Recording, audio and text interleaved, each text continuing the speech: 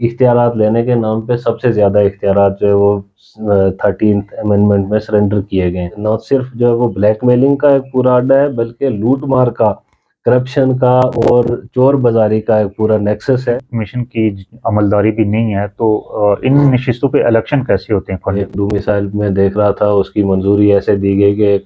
Minister تھا یا M L A تھا، اس نے کہا کہ میں جانتا ہوں، میری گارنٹی پہ اس کے ڈومیسائل دے دیں، وہ اسٹیٹ سبجیکٹ ہو گیا۔ السلام علیکم ناظرین، حالیہ دنوں آزاد جموں کشمیر میں سب سے زیادہ ڈسکس ہونے والا موضوع مہاجرین کی نشستیں ہے۔ کچھ دن پہلے جب جوائنٹ عوامی ایکشن کمیٹی کا ایک پروٹیسٹ تھا، تو اس کے دوران انہوں نے مطالبہ کیا تھا کہ یہ نشستیں ختم ہونی چاہیے۔ اس کے بعد جو مہاجرین کے ممبران اسمبلی ہے، ماجد خان اور کچھ دیگر لوگوں نے ایک پریس کانفرنس کی تھی، جس میں کہا تھا کہ یہ مسئلہ کشمیر سے غداری ہے۔ لیکن یہ مہاجرین کی نشستیں اس اسمبلی کا حصہ کب بنی، کیسے بنی، اور ان کو آئینی تحفظ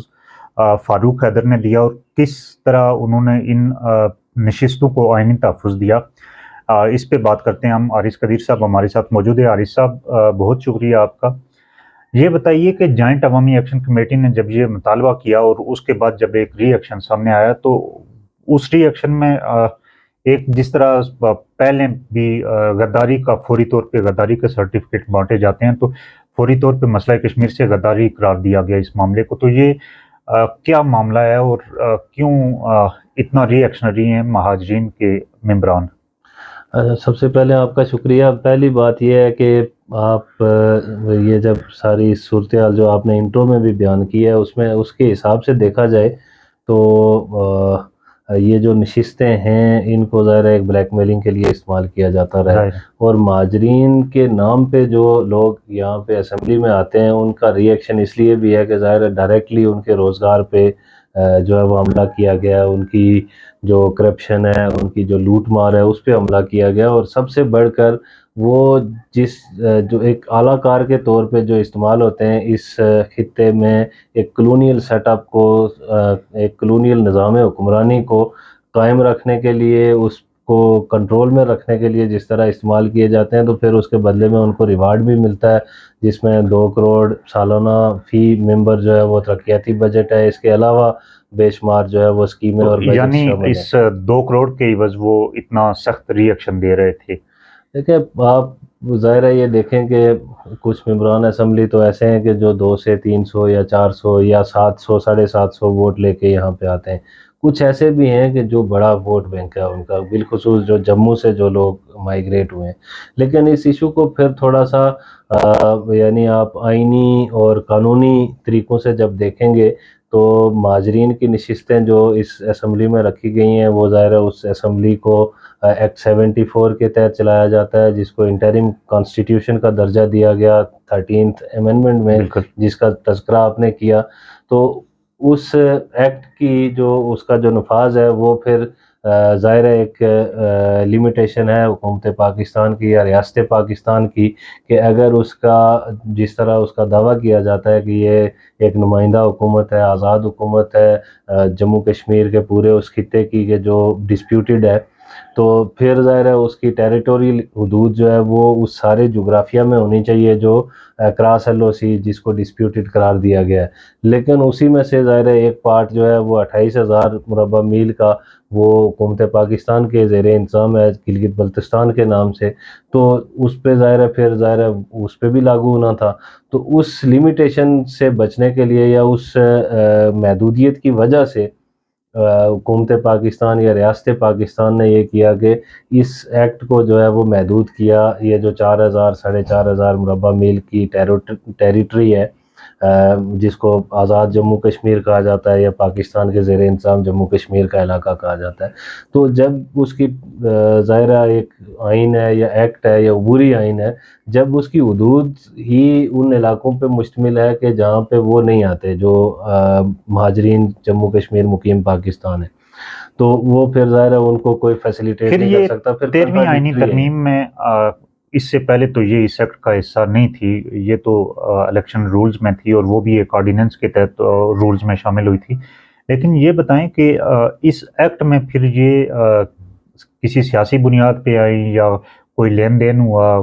کسی چیز پہ بارگین کیا گیا، کس وجہ کیا تھی؟ پہلی بات یہ ہے کہ یہ جو نشستیں تھیں، میرے خیال میں آپ کی کتاب میں بھی اس کا تفصیل سے جائزہ لیا گیا. جو ایشو تھا مائیگریٹ کر کے جو لوگ آئے تھے بھارتی جی زیر انتظام جموں کشمیر سے، وہ پاکستان کے مختلف علاقوں میں مقیم ہوئے، اس پہ بھی ایک ظاہر ہے چلے آگے بڑھ کے اس پہ بات کرتے ہیں. تو ان کے ظاہر ان کا عمل دخل یہاں بنایا گیا. وہ اس لیے بنایا گیا کہ انیشلی جو پونچھ میں ریبیلین تھی وہ انڈیجنس ریبیلین تھی. اس ریبیلین کو کنٹرول کرنے کے لیے جو ایک معروف جو ماضی میں جو ایران میں کام کرنے والا ایک تھا امریکی ایجنٹ، اس نے بھی کہا تھا کہ ہم صورتحال کوئی سچویشن کریٹ نہیں کر سکتے، ہم جو بننے والی سچویشن ہے اس میں مداخلت کر سکتے ہیں، اس کو اپنے حق میں موڑ سکتے ہیں. تو یہ جو سچویشن یہاں پہ کریٹ ہوئی تھی 1947 میں انڈیجنس ریبیلین کی صورت میں، اس کو اپنے حق میں موڑنے کے لیے پاکستانی ریاست نے جو کام کیے تھے، اس کی بنیاد پہ پھر جو ہے وہ ایک حکومت تو بن گئی. اب جو حکومت بنی تو اس پہ کنٹرول رکھنے کے لیے پھر جو ہے وہ جو مہاجرین مقیم پاکستان تھے ان کو جو ہے وہ کیا گیا، لوگوں کو انکریج بھی کیا گیا. بہت اختیار سارے دیا لوگ گیا. جو ہے وہ جموں کشمیر کے اس حصے میں رہنے کے بجائے انہوں نے ترجیح دی کہ وہ پاکستان میں رہنا، پاکستان میں جا کے رہیں. بالکل ایسے ہی ہے. کچھ کی جو ہے وہ ایک بڑی اکثریت تھی جن کی ایک مجبوری بھی تھی کہ وہ جہاں سے سرحد عبور کر کے آئے، وہ علاقہ جو ہے وہ ادھر تو جموں تھا، لیکن جب دوسری طرف آئے تو وہ پاکستان کے صوبہ پنجاب میں آ گئے. تو بہت سارے لوگوں نے تو کوشش کی کہ وہ پاکستانی زیر انتظام جموں کشمیر کے علاقے میں آ کے آباد ہوں، لیکن وہ ظاہر ہے بے شمار لیمیٹیشنز تھیں. جو حکومتیں تھیں، جو ریاستی مشینری تھی، اس نے ان کو اس طرح سے سپورٹ نہیں فراہم کی. اسی طرح پھر جو بہت سارے لوگ جو ہے وہ یہ سوچ رہے تھے کہ شاید کچھ دنوں میں یہ صورتحال ٹھیک ہو جائے گی تو ہم واپس اپنے گھروں میں چلے جائیں گے، اس لیے اتنے دور دراز آ کے جو ہے وہ بسنے اپنے کی لیے تک نہیں بسنے کی بنتی. کوئی ہاں، ضرورت نہیں اور ہے، اس لیے بھی مشقت بھی وہ تھی وہاں پہ ظاہر. رہ گئے. لیکن جب جو انتظام کیا گیا معاہدہ کراچی کی صورت میں، اس میں یہ انتظام یہ ہوا کہ مہاجرین کی بحالی و آباد کاری کا جو شعبہ ہے یا سبجیکٹ ہے یہ وہ حکومت پاکستان کی نے اپنے ذمہ لیا. ایسے ہی. لیکن اس کے باوجود جب مہاجرین کو کی آباد کاری کرنے کی جب ضرورت پیش آئی، جب کوشش کی گئی، تو جو لوگ انڈیا سے پاکستان ہجرت کر کے آئے تھے ان کے لیے الگ اصول رکھا گیا، اور جو جموں کشمیر سے ہجرت کر کے پاکستان میں گئے تھے ان کے لیے اصول الگ رکھا گیا. بالکل. پھر ان کو جو الاٹمنٹس کی گئیں جو دیگر مہاجرین کی نسبت بہت کم تھیں، وہ الاٹمنٹس بھی عارضی بنیادوں پہ کی گئی، اور بہت طویل عرصے کے بعد شاید جو گزشتہ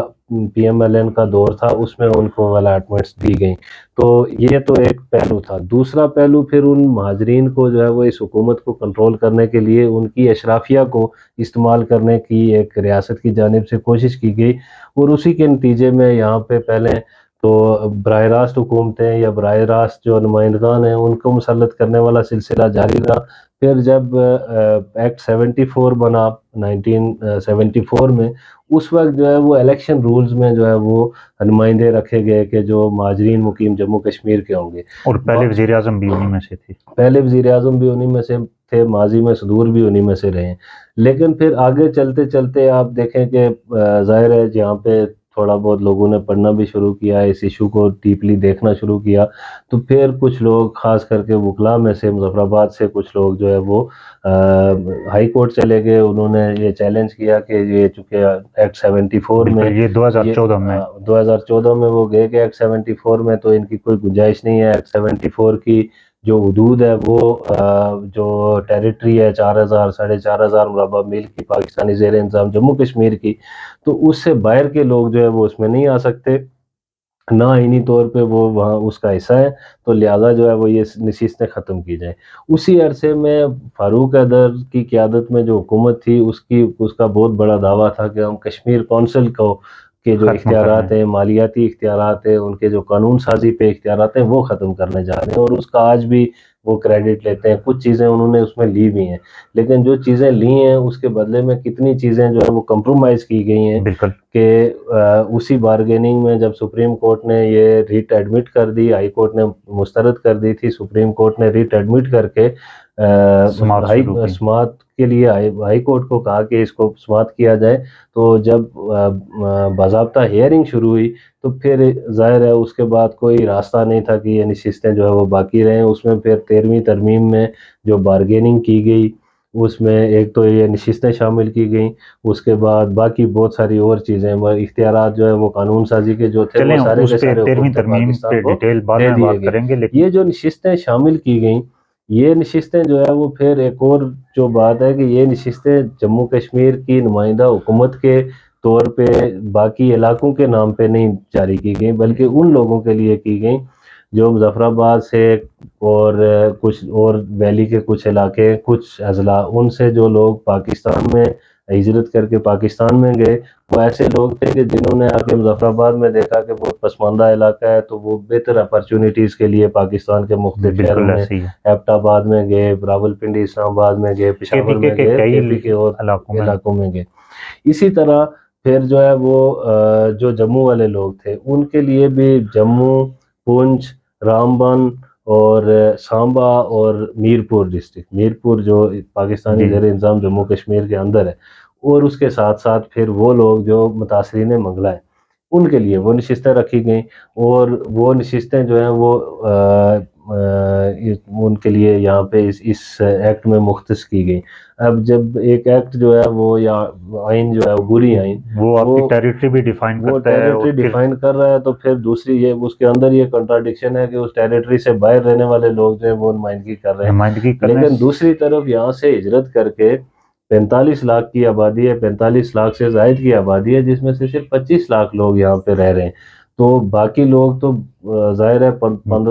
20 لاکھ کے لگ بھگ لوگ جو ہیں وہ یہاں سے باہر مقیم ہیں، مشرق وسطیٰ میں، وہ یورپ میں مشرق ہیں۔ وسطیٰ میں، یورپ میں، پاکستان کے مختلف شہروں میں ہیں، لیکن ایسے وہ ہی ان کے لیے یہ نشستیں نہیں ہیں، ان کے لیے اس طرح کی کوئی قانون سازی نہیں ہے۔ ایک علامتی نشست جو ہے وہ اوورسیز کے لیے جو ہے وہ وہ مخصوص بھی نشست انڈائریکٹلی ہے۔ انڈائریکٹلی ہے، ہاں مخصوص نشست ہے، جی جی۔ تو یہ ایک بنیاد تھی اس کی، اور اس میں اچھا، یہ اس اس کو میں شامل ایک کیا اور گیا۔ چیز ہے کہ یہ جو مہاجرین مقیم پاکستان ہے تو ان کا جابس میں 19% کوٹا بھی ہے، تو اس کوٹے میں ہم نے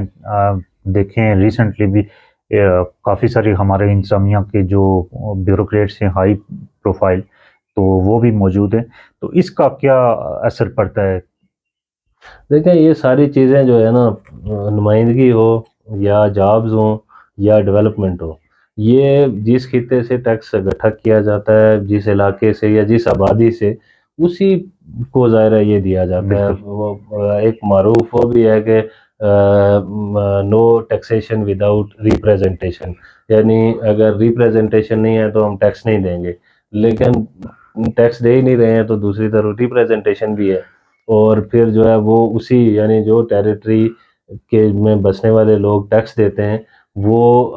اس سے جو جاب کریٹ ہوتی ہے اس جاب پہ وہ لوگ آتے ہیں کہ جو ٹیکس کہیں اور دیتے ہیں، وہاں پہ ان کے تمام لیگل رائٹس موجود ہیں، وہاں پہ ان کے کانسٹیٹیوشنل رائٹس موجود ہیں، ان کی نمائندگی موجود ہے، ان کو جو ہے وہ جاب میں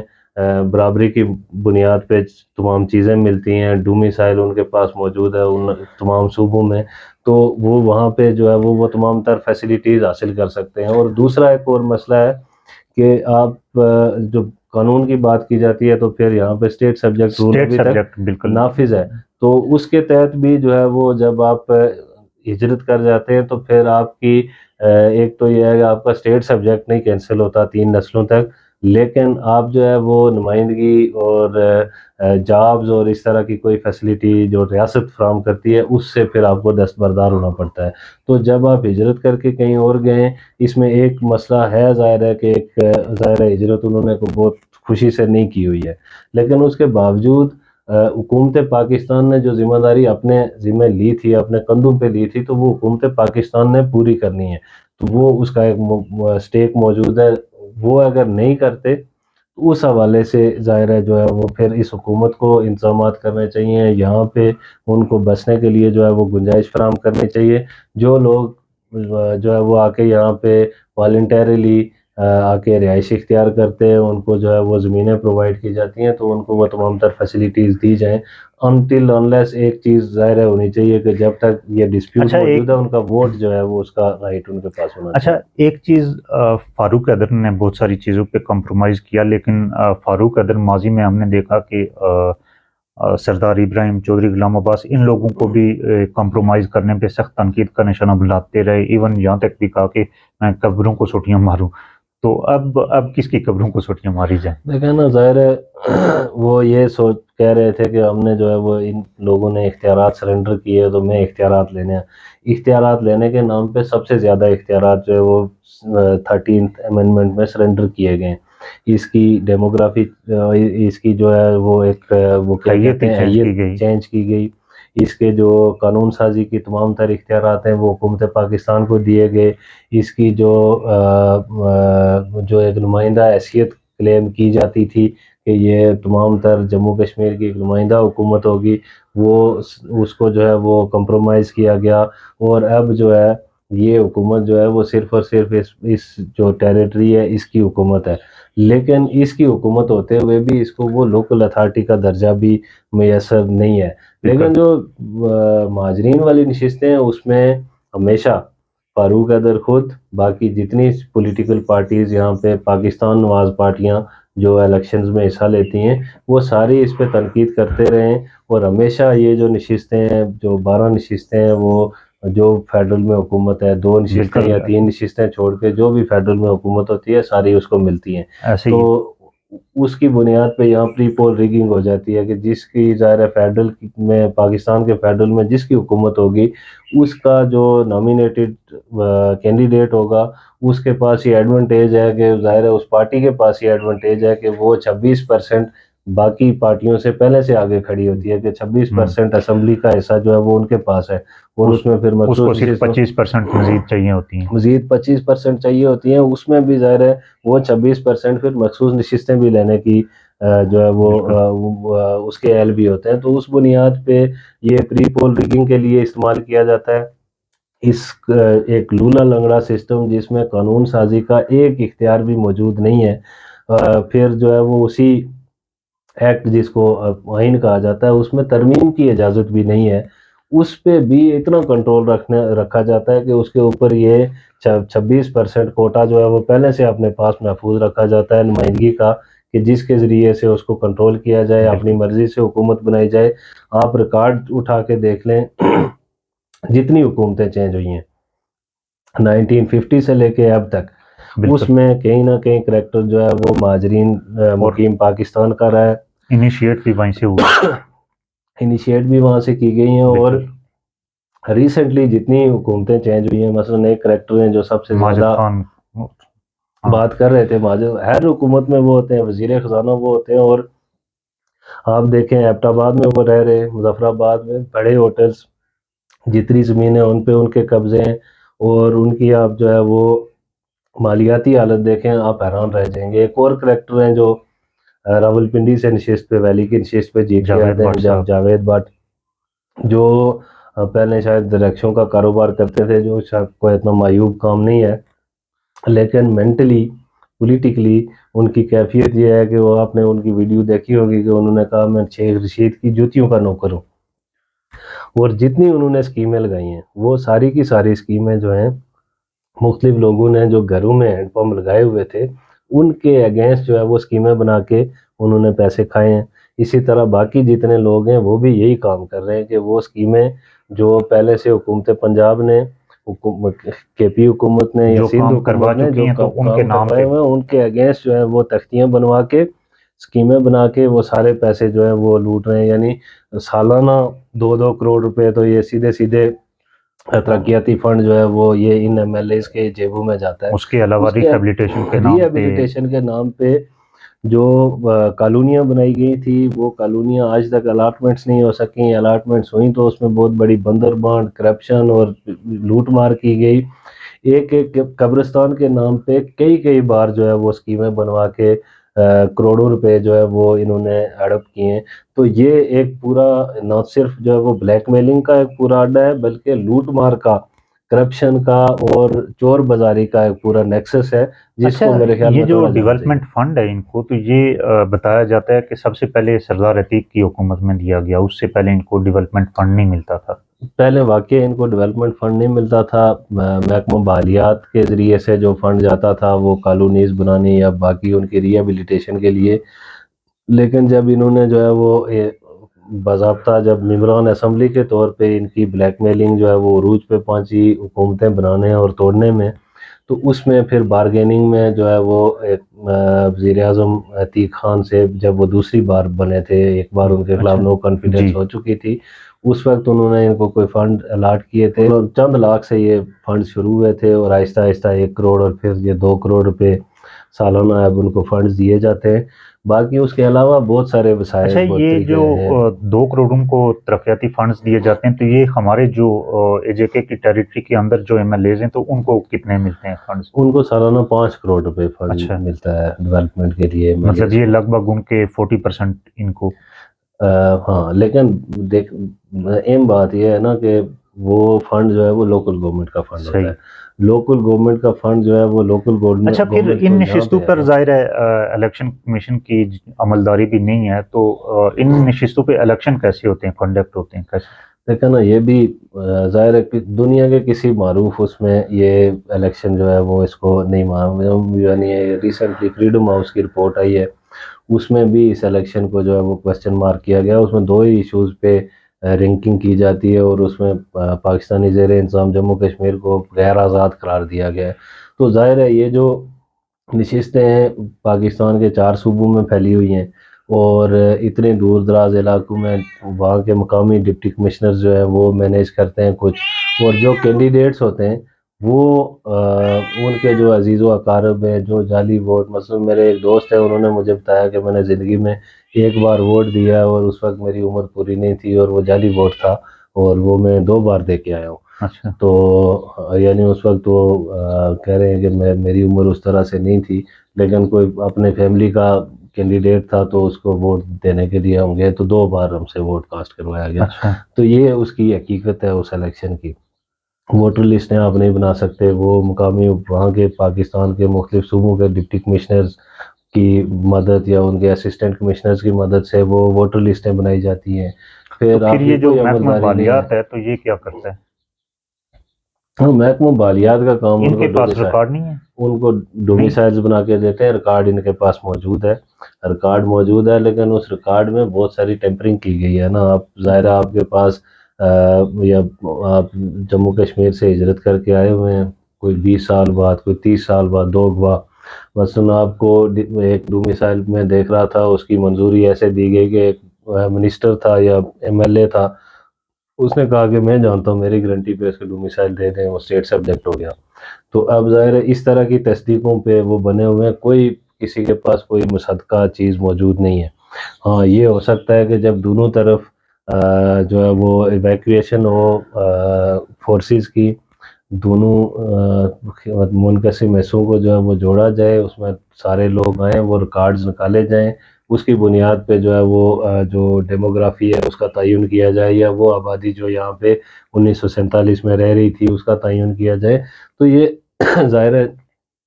جتنا پیچیدہ اور لمبا ہوتا جا رہا ہے یہ قضیہ یا تنازع،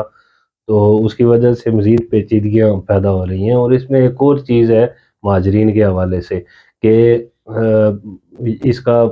پاکستانی زیر انتظام جموں کشمیر میں ابھی تک کوئی میکانزم نہیں ہے۔ جو لوگ یہاں سے ہجرت کر کے گئے تھے 1947 میں، اگر یہ مسئلہ حل ہوتا ہے، کیا کیا جائے گا، کیسے ان کو دوبارہ زمینیں دی جائیں گی، کوئی میکانزم موجود نہیں ہے۔ دوسری طرف کسی حد تک ہے کہ وہ زمینیں جو ہیں وہ حکومت کے پاس ہیں، حکومت جو ہے وہ ان کو الاٹ تو کر سکتی ہے، لیکن حیثیت اس کی نہیں تبدیل کی جا سکتی، یعنی کاشتکاری کے لیے وہ الاٹمنٹس کی جا سکتی ہیں، وہ کسی کو منتخب، یہاں پہ الاٹمنٹس کی گئی ہیں، ان زمینوں کی حیثیت تبدیل کر دی گئی، ان پہ کنسٹرکشنز کر دی گئی، لوگوں نے ان پہ یعنی بلڈنگیں تعمیر کر دی، ان کو جو ہے وہ کاٹ کے زمینیں ان کی ٹوٹلی حیثیت ہی تبدیل کر دی گئی۔ تو اگر یہ قضیہ حل ہوتا ہے، اس سے یہ ظاہر ہوتا ہے کہ یہ تمام حکمران اشرافیہ اور یہاں کی جو لولی لنگڑی ایک ریاستی ڈھانچہ ہے، یہ مسئلہ حل نہیں کرنا چاہتے. مسئلہ حل کرنا چاہتے تو اس کے لیے کوئی انتظامات کیے جاتے. محکمہ بالیات صرف اور صرف جو پاکستان میں مقیم ہے جموں کشمیر کے مہاجرین، بالکل ان کو اتنا فیسیلیٹیٹ کرتا ہے کہ ان کی وہ جو کالونیاں اور جو قبرستان اور اس طرح کی جو چیزیں تھیں ان کے لیے کچھ فنڈز جو ہیں وہ دیے گئے، ان کی نگرانی کی گئی اور اس میں بھی بہت بڑے پیمانے پہ بندر بانٹ ہوئی. دوسرا جو ہے وہ اسٹیٹ سبجیکٹ اور ڈومیسائل فراہم کرتے ہیں. اس میں پنجاب میں یا ایک دو اور جگہوں پہ کچھ سیٹ اپس جو ہیں وہ آفیسز کھولے گئے ہیں. باقی ان کو پھر جو ہے وہ مظفر آباد یا میرپور آنا پڑتا ہے اور یہ ساری سہولیات جو ہے وہ لینی پڑتی ہے. بہت شکریہ سر. ناظرین، یہ معاملہ تھا مہاجرین کی نشستوں کا اور ان کو کیسے